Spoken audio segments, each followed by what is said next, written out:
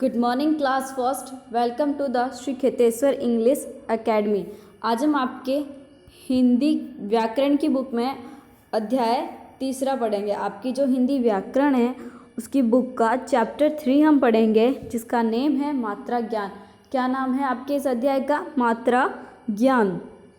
तो देखो, सबसे पहले किताब। यहाँ पे देखो जो भी पिक्चर्स बनी हुई है और उन पिक्चर्स के जो नेम लिखे हुए हैं उनमें जो मात्राएं लगाई गई है उन मात्राओं को गुलाबी रंग से क्या किया गया है? हाईलाइट किया गया है। क्या किया गया है? हाईलाइट। देखो, किताब, भालू, हाथी, पपीता, जहाँ जहाँ मात्राएं लगाई गई है उसको दूसरे कलर में गुलाबी कलर से हाईलाइट किया गया है। अब देखो, हम इस चैप्टर में पढ़ते हैं क्या बताया गया है। उपयुक्त शब्दों में गुलाबी रंग के चिन्ह मात्राएं हैं। जब व्यंजन के साथ स्वर लिखा जाता है तो वह मात्रा के रूप में लगता है। अब आपको पता है स्वर किसे कहते हैं और व्यंजन किसे कहते हैं, तो आपके इस चैप्टर में बता रहे हैं कि जब व्यंजन के साथ स्वर लगता है, स्वर लिखा जाता है तो वह मात्रा के रूप में लगता है। कैसे लगता है? मात्राओं के रूप में। जब भी व्यंजन के साथ स्वर लगेगा तो वह मात्रा के रूप में ही लगेगा। कैसे लगेगा? देखो अभी बताती हूँ। पहले तो आप ये बताओ स्वर क्या होते हैं और व्यंजन क्या होते हैं। यस, स्वर होते हैं अ से ओ तक जो होते हैं वो क्या होते हैं? स्वर। और क से ह तक जो होते हैं वो क्या होते हैं? व्यंजन। यस, ये हमने इससे पहले जो चैप्टर पढ़ा था उनमें हमने अच्छे से पढ़ा था ये। अब आप यहाँ पे आओ, देखो, अस्वर की कोई मात्रा नहीं होती, यह व्यंजन के साथ जुड़ा रहता है। अस्वर की कोई भी मात्रा नहीं होती, ये व्यंजन के साथ जुड़ा रहता है। देखो कैसे जुड़ा रहता है अस्वर व्यंजन के साथ। जैसे हम पढ़ते हैं, ये क्या है? क। क्या है? क। तो आप देखो, आप बोलो क क, तो क के साथ क्या आ रहा है? अ का साउंड आ रहा है। क के साथ अ का साउंड आ रहा है। वैसे ख, ग, इन सब के साथ क्या आता है? अ का साउंड आता है। तो स्वर जो अस्वर है वह व्यंजन के साथ पहले ही जुड़ा रहता है। फिर आप अगला देखो, स्वर व्यंजन का कोई नहीं है, स्वर व्यंजन पहले से जुड़ा रहता है। क, म, ल, कमल। देखो क, म, ल, तो ये पहले से इनके साथ क्या है? अ जुड़ा हुआ है। फिर देखो अगला स्वर कौन सा है आपके?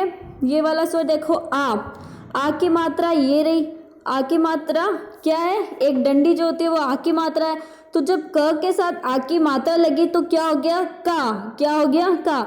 देखो यहाँ पे क के साथ आ की मात्रा लगी तो ये क्या हो गया? का। और फिर क्या शब्द बना? कान। कौन सा शब्द बना? कान, कान। फिर देखो यहाँ पे छोटी ई की मात्रा ये रही, छोटी ई की मात्रा ये रही। अब छोटी ई की मात्रा जब क पे लगी तो क्या हो गया? की। क्या हो गया? की। और जब की का जब हमने शब्द बनाया तो क्या बन गया? किताब। क्या बन गया? किताब। फिर नेक्स्ट देखो, बड़ी ई की मात्रा, बड़ी ई की मात्रा की पे लगी तो क्या हो गया? की। क्या हो गया? की। देखो छोटी ई की मात्रा लगती है तब होता है की, लेकिन जब बड़ी ई की मात्रा लगती है तो क्या होता है? की। थोड़ा सा साउंड में फर्क आता है। जब छोटी की मात्रा पढ़ते हैं तो हम बोलते हैं की, लेकिन जब बड़ी की मात्रा पढ़ते हैं हम तो हम उस पर थोड़ा सा जोर डाल के बोलते हैं की। जैसे हमने पढ़ा छोटी की मात्रा में किताब, अब हम पढ़ेंगे कील। क्या पढ़ेंगे? कील। तो जब बड़ी की मात्रा क पे लगी तो क्या हो गया? की, और जब शब्द बना तो क्या हो गया? कील। वैसे ही देखो, ऊ, क के नीचे छोटे ऊ की मात्रा लगेगी तो क्या होगा? कू। क्या होगा? कू। और कू से जब शब्द बनाया तो क्या बना? कुत्ता। ये डॉगी, कुत्ता। ठीक है, नेक्स्ट वर्ड देखो आप, नेक्स्ट देखो आप, बड़ा ऊ। जब बड़ा ऊ की मात्रा कू पे लगी तो क्या हो गया? कू। क्या हो गया? कू। जैसे की और की में डिफरेंस था वैसे ही कू और कू में डिफरेंस है। छोटे ऊ की मात्रा को हम ऐसे पढ़ेंगे कू, और बड़े ऊ की मात्रा जब लगती है तो क्या पढ़ेंगे? कू। ये इन दोनों में डिफरेंस है। तो उस टाइम हुआ था वो कुत्ता, और इधर जब कू का दे रखा है तो वो क्या हो गया? कूदना। क्या हो गया? कूदना। क्या होगा? कूदना। कूदना। फिर देखो, री के साथ जब क पे री की मात्रा लगी तो क्या हो गया? क्र। क्या हो गया? क्र। क के साथ री की मात्रा लगी तो क्या हो गया? क्र। शब्द क्या बना आपके यहाँ पे? कृषक। क्या बना? कृषक। उसके बाद देखो ए की मात्रा के पे लगी तो क्या हो गया के, क्या हो गया के, और के शब्द बना तो क्या बना केला, ये रहा। फिर बड़े ए की मात्रा क पे लगी तो क्या हो गया ये के, क्या हो गया के। फिर शब्द क्या बना यहाँ पे केरम। वैसे ही ओ को क के साथ ओ की मात्रा लगी तो क्या हो गया को, और को से क्या बन गया कोयल। फिर बड़े ओ की मात्रा लगी तो को, फिर क से क्या कोआ, क्या बना कोआ। ये मात्राएं मैंने पहले भी वीडियो में बताई है, बहुत अच्छे से मैंने आपको सारी मात्राएं मैं पढ़ा चुकी हूँ। हम एक बार इसमें वापस, ये क्या हो रहा है हमारा रिवीजन ही समझ लो बेटा, हमारा चैप्टर भी हो रहा है और साथ में रिवीजन भी मान लो आप। फिर देखो हिंदी वर्णमाला में इसके अतिरिक्त भी कुछ मात्राओं का प्रयोग होता है। जैसे मैंने आपको बताया था अनुस्वार, अनुनासिक और विसर्ग। अनुस्वार ऊपर सिर्फ एक शब्द के ऊपर क्या आता है, एक छोटा सा डॉट आता है, जिसे हम क्या बोलते हैं अनुस्वार। जैसे ये देखो यहाँ पे ये दे रखा है अनुस्वार का, जैसे अंगूर, बंदर, पतंग, ये रहा। फिर अनुनासिक, अनुनासिक कैसे होती है, चंद्र बिंदु बना के उसके ऊपर डॉट होता है, तो वो क्या होता है चंद्र बिंदु, जिसे हम बोलते हैं। जैसे माँ, ये रहा अनुनासिक का माँ, आँख, चांद। फिर विसर्ग, अगला क्या है विसर्ग। विसर्ग क्या होता है, जैसे क लिखा, जैसे कोई भी व्यंजन लिखा हुआ है, ये क लिखा और इसके पीछे दो डॉट कर दिए, तो ये क्या होता है, ये विसर्ग होता है। क्या होता है विसर्ग। जैसे अतः, प्रातः, पुनः, हम इसे क्या पढ़ते हैं ह की तरह, अतः, प्रातः, पुनः। समझ में आया। जब हम अनुनासिक का पढ़ते हैं तो अनुनासिक में देखो अंगूर, किसका साउंड आता है, न का साउंड आता है। किसका साउंड आता है, न का। जब हम फर्स्ट ये वाला पढ़ेंगे तो किसका साउंड आता है, न का। अंगूर, बंदर, पतंग, आया ना। अब अगर इसको अनुस्वार को हटा के से पढ़े तो पतंग, पतंग नहीं होता पतंग होता है। जब ये ऊपर डॉट लग जाएगा, ऐसे डॉट लग जाएगा ऊपर, तो ये क्या हो जाएगा पतंग। वैसे ही देखो अगर ऐसे ही पढ़े तो आँख, आँख नहीं होता, आँख नहीं होता, आँख होता है। तो इसमें भी क्या आता है साउंड आता है आँख। न का आता है चांद, है ना, हम पढ़ते हैं चांद, चांद नहीं पढ़ सकते हम, चांद होता है। वैसे देखो विसर्ग अत, अत नहीं अथ, प्रात, प्रात नहीं होता प्रातः, पुन, पुन नहीं होता पुनः। ऐसे ही ह का साउंड आता है। फिर देखो यहाँ पे ये क्या दे रखा है, ये देखो इस बॉक्स में क्या दे रखा है, अनुस्वार का उच्चारण नासिक से, जबकि अनुनासिक का उच्चारण मुख एवं नासिक दोनों से होता है। देखो ये क्या बोल रहा है, जब हम अनुस्वार जब हम बोलते हैं तो उसका उच्चारण कहाँ से होता है, नाक से होता है। जबकि अनुनासिक बोलते हैं तो उसका उच्चारण नाक और मुंह दोनों से होता है। जैसे हमने बोला अंगूर, तो अंगूर, बंदर, पतंग, तो ये कहाँ से होगा, ये नाक से उच्चारण होगा। जबकि अनुनासिक में हम बोलते हैं आँख, चांद, माँ, तो ये अपने नाक और मुंह दोनों से इसका उच्चारण होता है। आया आपको समझ में। नेक्स्ट देखो क्या है, र में उ तथा उ की मात्रा का प्रयोग। र में उ तथा बड़े उ की मात्रा नीचे या ऊपर नहीं लगती, यह मात्राएं र के बीच में लगती है। ये मैंने आपको बहुत अच्छे से बताया था कि र में जब भी र के साथ मात्रा लगेगी, बड़े उ की या छोटे उ की, तो वो मात्रा हमेशा उसके पीछे लगेगी। कैसे लगेगी, ऐसे, र के ऐसे ऐसे नीचे मात्राएं नहीं लगेगी, ये गलत होगा। कैसे मात्राएं लगेगी, जैसे ये र है और इसके पीछे ऐसे मात्रा लगेगी। आया समझ में। ये मैंने आपको पहले के वीडियो में बताया हुआ है। तो देखो यहाँ पे ये दे रखा है, जैसे आपको बताया होगा। देखो र के नीचे छोटे ऊ की मात्रा रुमाल, रुपया, गुरु आदि। फिर र के नीचे बड़े ऊ की मात्रा रूप, रूठना, अमरूद आदि। तो र के नीचे, जैसे क के नीचे हम ऊ की मात्रा लगाते हैं तो ऐसे लगाते हैं कू, ख के नीचे लगाते हैं तो ऐसे लगाते हैं खू, लेकिन जब र के साथ ऊ की मात्रा लगेगी तो वो ऐसे लगेगी। आया समझ में। ये सही तरीका है। अगर आप ऐसे करके फिर ऊ की मात्रा ऐसे लगाओगे तो ये क्या हो जाएगा, आपके गलत हो जाएगा। रफ कर दो, ये आ गया समझ में। नेक्स्ट देखो क्या दे रखा है, आओ दोहराए। जब व्यंजन के साथ स्वर लिखा जाता है तो वह मात्रा के रूप में लगता है। जब भी व्यंजन के साथ स्वर आएगा तो वो किसके रूप में आएगा? मात्रा के रूप में। अस्वर की कोई मात्रा नहीं होती, ये हमने पढ़ा था। हिंदी वर्णमाला में अनुस्वार और अनुनासिक तथा विसर्ग की मात्राएं भी लगती है। अस्वर की कोई मात्रा नहीं होती। क्यों नहीं होती? क्योंकि व्यंजन में पहले से ही अ क्या होता है? मौजूद होता है। जैसे मैंने आपको बताया था क, है ना, क, जब हम ऐसे पढ़ते हैं तो क में पीछे से अ क्या साउंड आता है, वैसे ही। अब आप नेक्स्ट पेज पे आओ। देखो, किस स्वर की मात्रा नहीं होती? अस्वर की मात्रा नहीं होती। फिर जब स्वरों को व्यंजन के साथ लिखा जाता है तो यह क्या कहलाता है? जब स्वरों को व्यंजन के साथ लिखा जाता है तो यह क्या कहलाता है?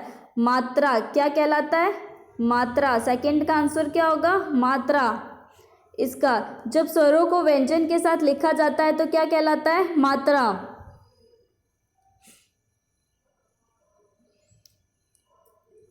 एक बार देखो आप, किस स्वर की मात्रा नहीं होती? तो आप इसका आंसर लिखो अ। किस स्वर की मात्रा नहीं होती? अस्वर की मात्रा नहीं होती। क्या लिखोगे आप? अस्वर की मात्रा नहीं होती। फिर जब स्वरों को व्यंजन के साथ लिखा जाता है तो यह क्या कहलाता है? अब आप सेकंड का आंसर यहाँ इसका आंसर लिखो। जब स्वरों को मात्रा के साथ जब स्वरों को व्यंजन के साथ लिखा जाता है तो यह क्या कहलाता है? तो इसका आंसर आएगा आपके मात्रा। क्या कहलाता है? मात्रा।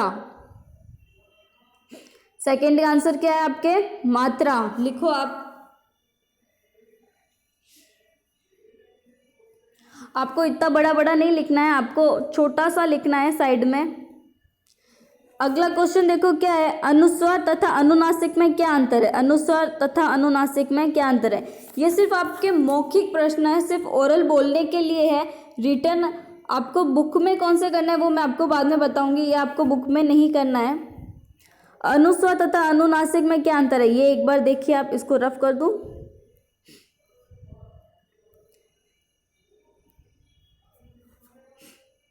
अनुस्वार और अनुनासिक में अंतर, ये आपके क्वेश्चन 3 का आंसर है। क्वेश्चन 3 का आंसर है ये आपका। क्वेश्चन 3 क्या था? अनुस्वार तथा अनुनासिक में क्या अंतर है? तो अनुस्वार और अनुनासिक में क्या अंतर है? अनुस्वार का उच्चारण नासिक से, जबकि अनुनासिक का उच्चारण मुख एवं नासिक दोनों से होता है। ये दोनों के बीच अंतर है। ये क्वेश्चन 3 का आंसर है। फिर आपका क्वेश्चन 2 क्या था?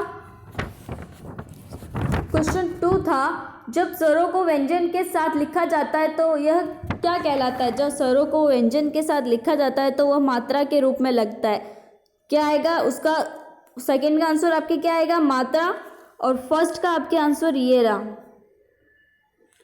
ये वाला सेकंड जो है वो होगा, ये आपके फर्स्ट का आंसर है। अस्वर की कोई मात्रा नहीं होती। अस्वर की कोई मात्रा नहीं होती, ये आपका फर्स्ट का है। कर लिया सबने? ओके, नेक्स्ट आओ आप वापस। देखो क्या दे रखा है। चित्र को देखिए और सही मात्रा वाले शब्द पर गोला बनाइए। खरगोश और खरगोश कौन सा सही है? तो फर्स्ट वाला सही है। इस पे आप क्या करो? सर्कल करो। नेक्स्ट क्या है? आलू या आलू, तो इसमें ये वाला सही है, इस पे सर्कल करो। संतरा और संतरा, इसमें आपका ये वाला सही है। जिस पे मैंने सर्कल किया है आपको भी उसी पे सर्कल करना है। आपको छोटा सा सर्कल करना है, इतना बड़ा सर्कल नहीं करना है। आपको अपनी बुक में छोटा सा सर्कल करना है। नेक्स्ट देखो, सही विकल्प पर सही का चिन्ह लगाए। फर्स्ट क्वेश्चन ये देखो, निम्न स्वरों में से किस स्वर की मात्रा नहीं होती? तो हमने क्या पढ़ा था? किस स्वर की मात्रा नहीं होती? अस्वर की मात्रा नहीं होती। फिर देखो क्या दे रखा है, निम्न शब्दों में से किसमें ओ की मात्रा का प्रयोग हुआ है? निम्न शब्दों में से किसमें ओ की मात्रा का प्रयोग हुआ है? तो इसका आंसर होगा आपके कोयल,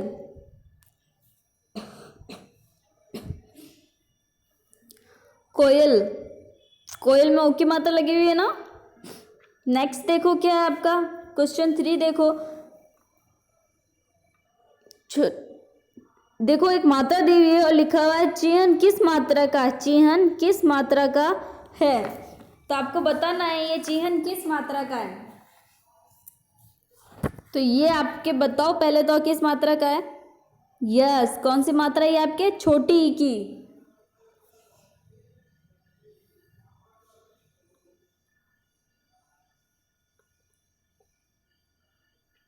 नेक्स्ट देखो क्या है आपके ओ की मात्रा का चिन्ह कौन सा है। आपको ओ की मात्रा का चिन्ह देखना है कौन सा है। तो ये है आपके ओ की मात्रा का चिन्ह, ये वाला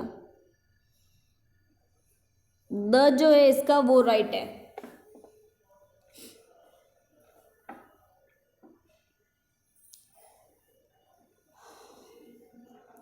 लिख लिया सबने।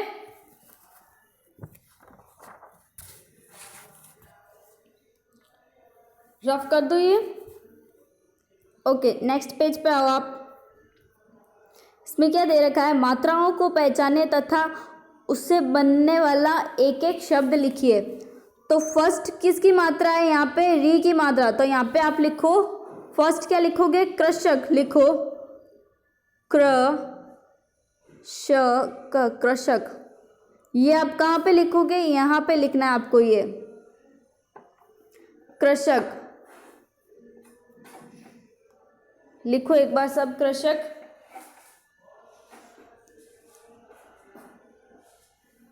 लिख लिया, रफ कर दूं।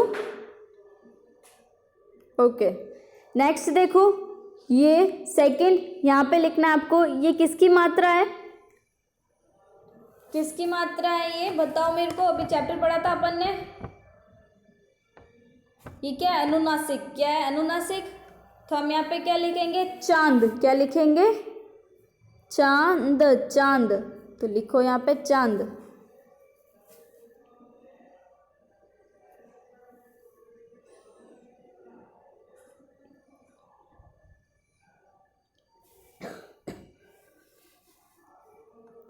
लिख लिए चांद। नेक्स्ट देखो आप थर्ड, यहाँ पे आप लिखोगे, यहाँ पे नंबर 3 में ओ की मात्रा। तो ओ की मात्रा का आप लिखो कोयल, कोयल।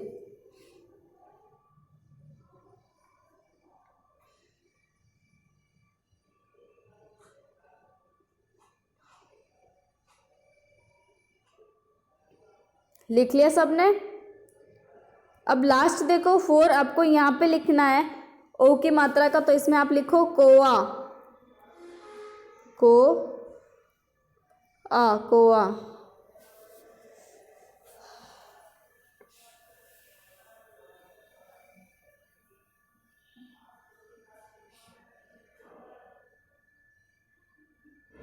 लिख लिया सबने कोआ, रफ कर दूं। ओके, नेक्स्ट देखो क्या है, नीचे दिए गए शब्दों में व्यंजनों के साथ स्वरों की मात्राएं नहीं लगाई गई है, वरन स्वर ही लिख दिए गए हैं। उन स्वरों की मात्राएं लगाकर शब्दों को फिर से लिखिए।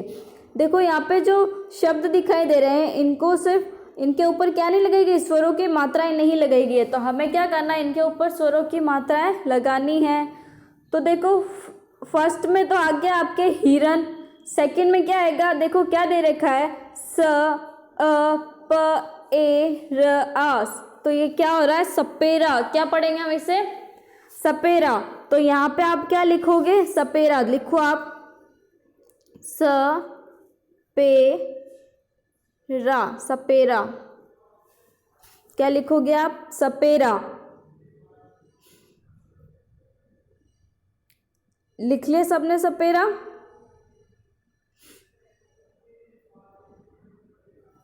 रफ कर दूं। नेक्स्ट देखो, नेक्स्ट थर्ड में आपकी क्या आएगा, भ के पीछे अब क्या है, आ। तो भा और ल के साथ में बड़े ऊ की मात्रा। तो ये आपके क्या हो गया, भालू। तो यहाँ पे आप लिखो भालू, भालू।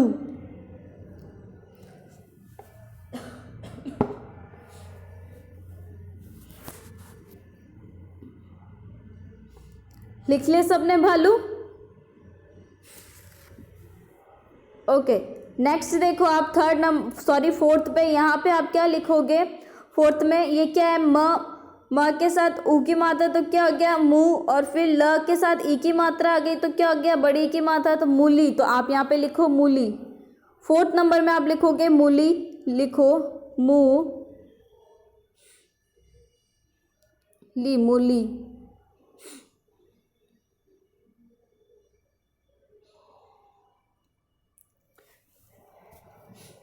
फोर्थ में क्या आएगा आपके? मूली। लिख लिया सबने? नेक्स्ट देखो आप यहाँ पे फिफ्थ नंबर में आप लिखो, देखो त के साथ ओ की, तो ओ की मात्रा आ जाएगी तो क्या हो गया? तो। फिर त के साथ आ की मात्रा आएगी तो क्या हो जाएगा? ता। तो ये क्या हो गया? तोता। क्या हो जाएगा? तोता। तो आप लिखो तो ता, तोता।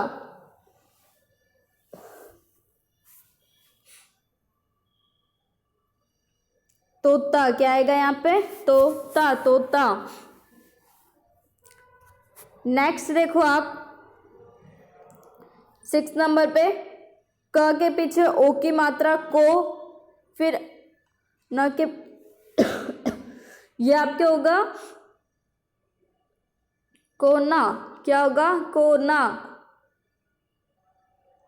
कोना।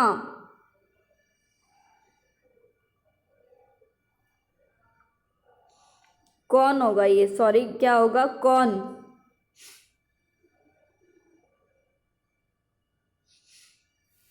यहाँ पे आप क्या लिखोगे?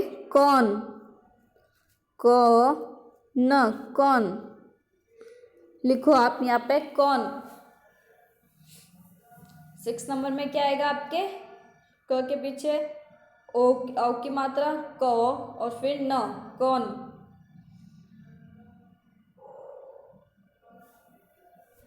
लिख लिया सबने कौन? ओके, अब आपको कुछ ऐसे वर्क करना है जैसे मैंने किया है। एक बार अगर किसी ने नहीं किया है आप लोगों ने, तो स्क्रीनशॉट ले लो इसका, और आपको ऐसे सब में टिक लगाना है।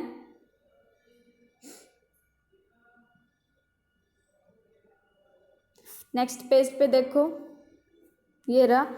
यहाँ पे ये कौवा नहीं आएगा, क्या आएगा आपके? कौन, न, कौन। कर लिया सबने? ओके, अब आप अपनी नोटबुक में कौन कौन से क्वेश्चन करोगे मैं आपको वो बताती हूँ। आप अपनी नोटबुक में क्वेश्चन 1 और ये 2, सॉरी क्वेश्चन ख और क्वेश्चन ख करोगे आप अपनी नोटबुक में, और आप करोगे क्वेश्चन ग। क्वेश्चन ख और क्वेश्चन ग आप अपनी नोटबुक में करोगे। बस ये 2 ही क्वेश्चन करना है। कैसे करोगे? चैप्टर नंबर डालोगे, फिर चैप्टर का नेम लिखोगे, और उसके बाद ये 2 क्वेश्चन करोगे। ओके बेटा, आज की हमारी क्लास यहीं पे ख़त्म होती है। Thank you and have a nice day.